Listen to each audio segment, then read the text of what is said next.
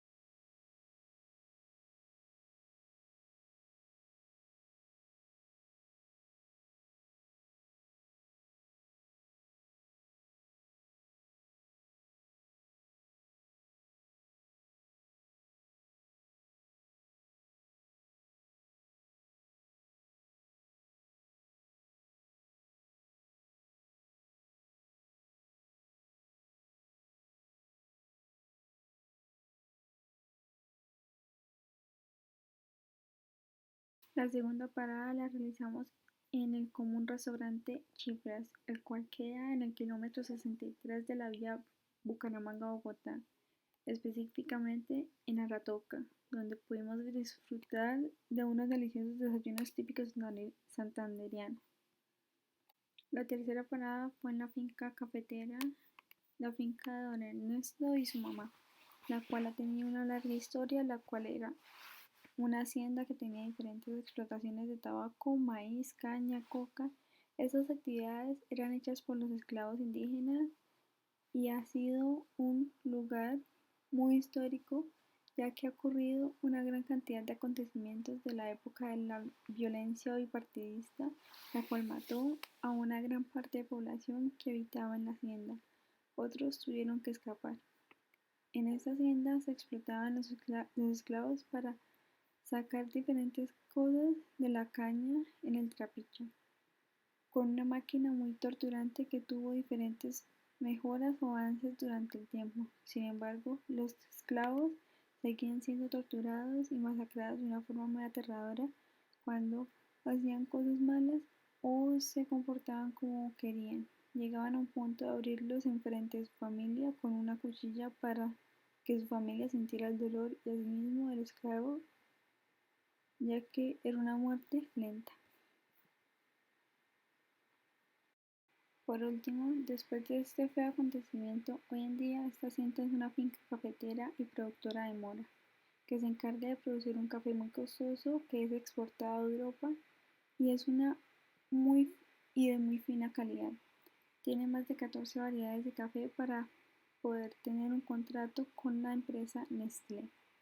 Ernesto nos contó que acerca de cómo crece el café, su tiempo de crecimiento, los problemas que a veces se presentan en las cosechas, como los animales que se comen las hojas o la lluvia. Ernesto nos mostró que paso a paso cómo crece la cosecha de café con unos pequeños muestrarios en una bolsa negra. Don Ernesto también nos contó una historia de cómo se descubrió el café. Lo descubrió un monje. Ese secreto lo mantuvieron por 3 siglos. Al final nos mostraron cómo se convierte el café en pulpa, el cual es usado como abono y grano. Este último es vendido a Nestlé. Ese proceso es realizado con una máquina muy sofisticada y meticulosa. Es especialmente para este proceso. La cuarta parada fue Pinchote. Este pueblo es el límite entre la provincia de Guane y los comineros de ese territorio en la ruta del Bicentenario, el cual es muy importante ya que básicamente acogió una mujer dedicada a su pueblo y revolucionaria como lo fue Antonia Santos. Ella es considerada una de las mujeres más representativas de la historia y de la independencia de Colombia. Ese pueblo tiene su base en su economía en diferentes cultivos tales como maíz, millo, café, yuca, plátanos cítricos, caña panelera y tabaco. La iglesia principal de este municipio fue fundada en el año 1780. Sin embargo, lo reformaron más o menos a la mitad del siglo XIX por su templo actual. Su fachada está construida en piedra. Su primer párroco fue el presbítero Dr. Luis Fernando Sarmiento y Otero se eligió a cargo del alcalde de don Juan Antonio Gómez Plata. En la iglesia hay una vasija tradicional donde bautizaron a Antonia Santos. Tiene un diseño en la parte inferior de piña que representa los detalles de la época. La quinta y última parada se realizó en el Socorro. Socorro obtiene su nombre de villa muy noble y leal, otorgado por Carlos III.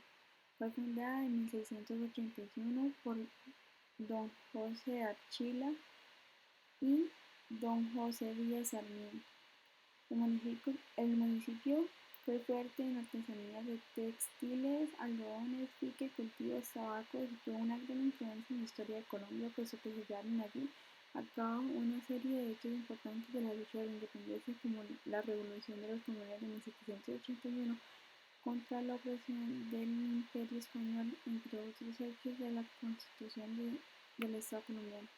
Al llegar a Socorro, fuimos a almorzar al Club del Socorro, pues de eso, uno de los salones del club vimos una interesante obra de teatro, la cual era el producto de un arduo trabajo de una pareja de señores nacidos en el Socorro que representaba muy bien lo que fue el hecho de Manuela Beltrán y el cual fue un monólogo por parte de la señora. El monólogo de ella relataba todo lo que sucedió en la revuelta de los comuneros, como ella vivió todo, incluso cuando cumplió el edicto, grito, viva el rey y muere el mal gobierno.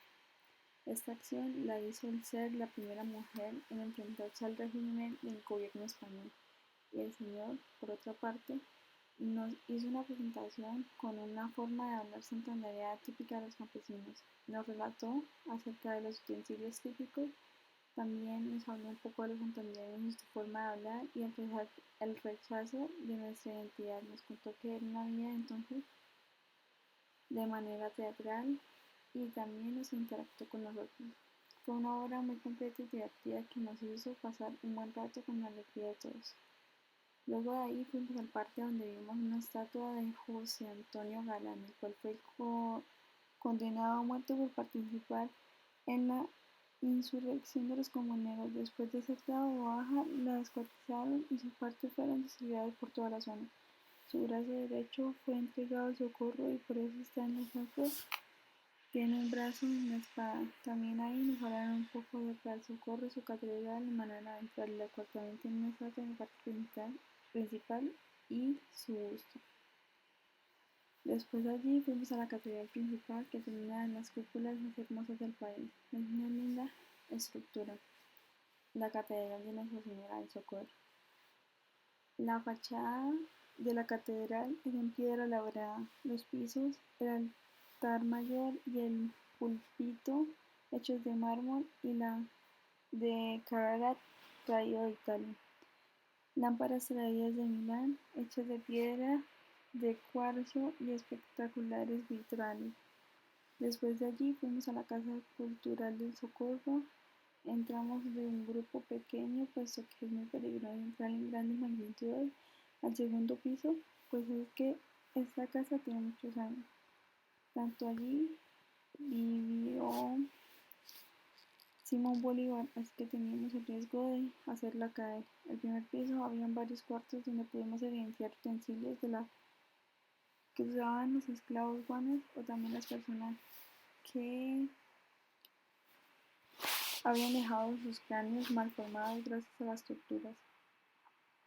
También habían varios recuadros y recuerdos de la época. En el segundo piso habían cuartos con manuscritos de lo que pasó en ese entonces.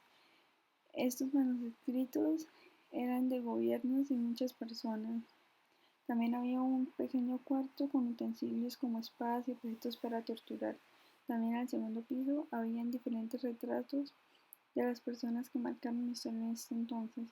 Para finalizar, el segundo piso estaba en una recreación de una casa de la época, como era el comedor. Constaba un comedor con respectivos puestos y asientos con diferencias de armario con las vajillas y porcelana.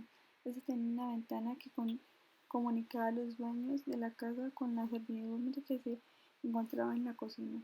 La cocina estaba hecha en ladrillo, no era nada parecida a las de hoy en día. Cocinaban con leña, tenían diferentes utensilios y era uno de los espacios poco amplio. Por último, el cuarto y las camas estaban hechas de cuero. Por eso es que en esas personas tenían menos problemas de espalda, ya que dormían rectos y tenían un escritorio en el cual pudimos evidenciar que escribían y estudiaban parados. En esta casa había una pequeña terraza en el segundo piso donde habrían reliquias de esa época como teléfonos, máquinas de escribir, máquinas de coser, entre otras cosas. Ya lo último pudimos observar un jardín en la casa donde había un árbol de coca, había acueductos de la época, entre otras cosas.